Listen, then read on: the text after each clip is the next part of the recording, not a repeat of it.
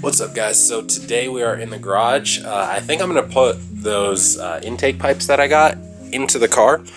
So we've got this one. It swoops down. You guys can't really see in there, but it does come down. It makes about 135, 140 degree bend, and then goes into the turbo. Yeah, it should be good. Hopefully I got the right size. I'm pretty sure this is 3-inch intake piping. And then also, so that brass fitting will go right here, and then this will just slip onto the barb that comes off that, and then we'll use the stainless joiner pipes right here and right here. So we're just going to clean this whole system up and make it a little bit less ghetto.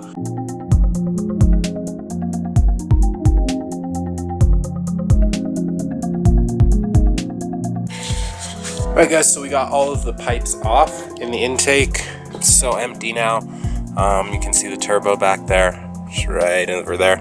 And this is what I'm dealing with. So this is just coated so thick in gross sludge and oil. So you can see inside, this piece is like torn. Oil runs down the back side of this, and it is like silicone in the back, but it still leaks through. So I think the best solution is to have this new intake pipe in place. Here we go. So this guy will just turn it all from just this two-piece of crap design to a nice one piece, and then we have this silicone hose here to kind of make up the rest of the angle that we need.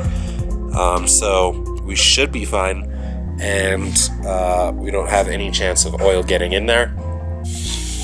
Alright guys, so a quick update. Like I said, I was also going to put this barb in to this hole here, instead of just stuffing the hose in. We're actually going to have a nice barb, so we can just clamp the hose onto that, and then this will all be one piece. I am just working out the kinks. I didn't think about, we actually made this hole pretty big, a lot bigger than the threads on this thing. So what I'm going to use is a little piece of the hose stuffed in here, and then we are going to put a nut on the back. It's a PVC nut, and we're just going to put that on the back and kind of use that to hold it secure. It should not come loose, and if it does come loose, it's a piece of PVC, so I don't think it would do a crazy amount of damage, but it's certainly better than using the brass nut that we were thinking of using. I don't want to have metal go into metal with the compressor wheel if it were to ever come off and make that thing explode and ruin the motor altogether. So yeah, that is that. And then I also did take off the throttle body just to kind of inspect, and there is actually like some crazy lip on the inside here, and I do kind of want to smooth that up and just kind of make it so it'll flow the best that it can flow, and then kind of round these edges off. Yeah, I don't know, just me being me, wanting to port everything, I guess. So yeah, I'm gonna go ahead and do that as well, and just kind of make the transition a little bit smoother for the air, just so we don't have any like weird flowy spots. And we'll see if that helps, like with the top end performance or something. I don't know. Alright guys, so this is what happens when you use PVC over a hot engine. So these things shrunk crazy amounts and got all warped and gross. They started out looking like this. So here is what they used to look like versus what they look like now. They're just getting worse and worse. The hole inside is getting smaller and smaller, and it wasn't very big to begin with. So what I'm going to be doing is replacing them all with those stainless steel, really nice joiner pipes. So nothing warps, everything stays the same size on the inside, and the recirculation valve can work properly, and we can get max flow out of that and maintain max boost between shifts. And well, I guess actually maybe without it with smaller holes, it would actually maintain max boost, but it would keep the turbo kind of fighting itself when you let off the throttle. So I don't know. And then I also did finish up on the throttle body, and we got that actually ported up pretty nice. So I basically made it just a nice smooth transition on the inside. You can kind of see where there's like a little bit of a lip just right in there, but I didn't want to get too close and touch the little butterfly valve or whatever the flap thing is called, but I did definitely smooth it out and then enlarged the inlet just a little bit, and then kind of just like floated all the way through, and didn't touch the backside just so it creates that velocity going in and then keeps it through the intake manifold. And yeah, so getting these things on, and I think we should be done. I realized that this thing does not actually fit properly, so I'm gonna have to do some modifications to get it to fit, but it will be going on there soon. And yeah, sorry I haven't really filmed that much just because I'm trying to get it done, but yeah, it's been pretty good so far. We've got everything basically ready to go back on. Just gonna finish up with the diverter valve or recirculation valve setup, and we'll be good. Oh, so wanted to show you guys what we did with this. So there is a rubber hose in between the barb and the tube, just so we can create like an airtight seal. I used red Loctite on the PVC nut on the inside, and it shouldn't be coming off anytime soon. It was already tight on there anyway. And yeah, the setup looks a lot cleaner, and it'll be a lot more sturdy. And I don't think the PVC nut on the inside will melt, even though I was just saying all that stuff will melt. Just because there's air flowing past it, and it is being suspended off of the walls of this thing by the rubber piece that's in there. So because of that, holding it away from the walls and acting as if it's like a buffer, I don't think it should get too hot and start melting it. I'll keep an eye on it, definitely, but yeah, I think it should be okay. Cool guys, so everything is put back together. So we've got the new stainless pipes in here, the barb on here.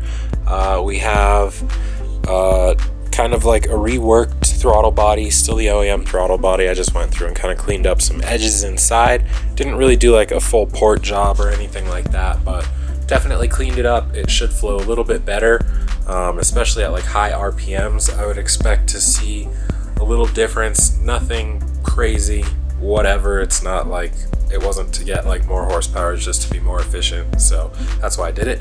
And yeah, I think that was it. I had actually another idea, and I've had these parts for a while. I totally forgot about it. So I bought these removable valve stems, and I've been wanting to make a boost leak tester for the car. I've never tested for boost leaks or anything like that, and that is a good starting point for figuring out why the car spools so slowly. So actually I'm gonna go ahead and do that. I have 2-inch, I think it was 2-inch primary piping right here, and the rest of it is 2.5-inch, but 2-inch just to clear all of the cam stuff and the belts and drive stuff right over here. So I disconnected the pipe right here.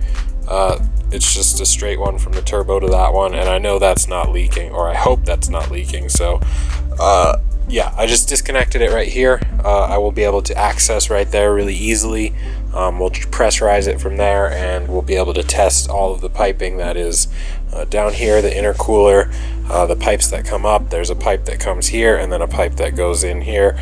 So that should all be tested, and we'll figure out if we are leaking boost. And I'm gonna go ahead and make the system out of an old Axe can that I had.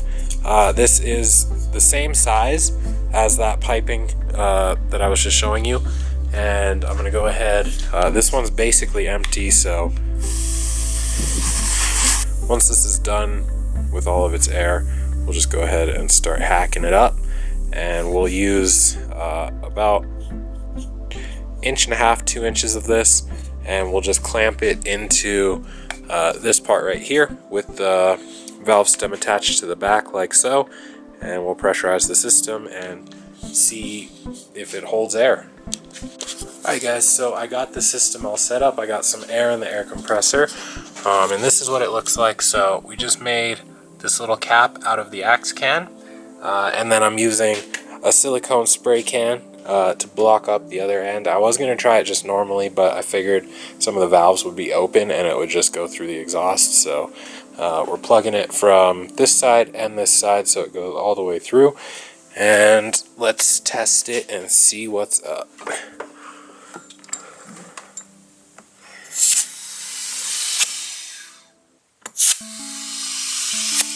Oh, there's a wicked leak. Well, okay, so we found a big leak somewhere down here. I'm gonna go try and figure out what it is, and then I will show you guys my findings. Alright, so the leak that I found was from this pipe to where it joins with this pipe. So this coupler piece, I bought some 2-inch coupler and just ran it a long length of it, and it has a huge hole. Sorry the camera won't focus, but has a huge hole, and I assume this happened when I put the original power steering pulley and took the underdrive pulleys off basically. So bigger pulleys, less clearance, and it probably just flexed a little bit too much, ate away at it, and created a wicked boost leak. So that was a pretty good find, and I'm kind of glad that I decided to do that, because that is a pretty massive freaking hole. Sorry, this camera is terrible today, but yeah, so big hole in there and losing a lot of boost because of it. So I'm gonna replace this. I do have some more, and we will be on the way.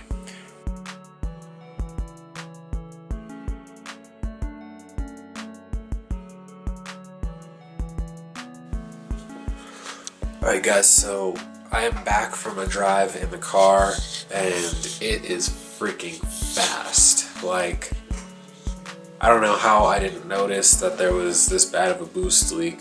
That's why it's fast. It's not because of the ported throttle body or anything like that. At least I don't think so. But I fixed the boost leak. So there's, at the bottom of that silicone hose, there's a hole. And then also the top clamp was not doing anything. It was just the pipes ran so tightly together that it couldn't blow apart. So it was still blowing boost past the pipe and letting it by the clamp and all of that stuff because it just wasn't on there secure enough. But oh my god, I fixed that, and this car is a freaking rocket ship. So it's like, I don't even know how to explain that. It's so fast now. It is so fast. So I think all that work was a success. I didn't have it shut off on me or do anything weird like that. So yeah, it was a long day of work. I got out there at like 10 in the morning, finished at like 4 with everything. I still have a few more things. I have some other parts that I got for the car as well, and I want to throw those on. But yeah, like 10 to 4, just like working on the car in the garage, tearing everything apart, going through everything, kind of cleaning some stuff up, and it seems to be working good. And yeah, we'll see you guys in the next video, and we'll hopefully be doing something cool again, I guess. I don't know. Yeah, cool. Thank you guys for watching.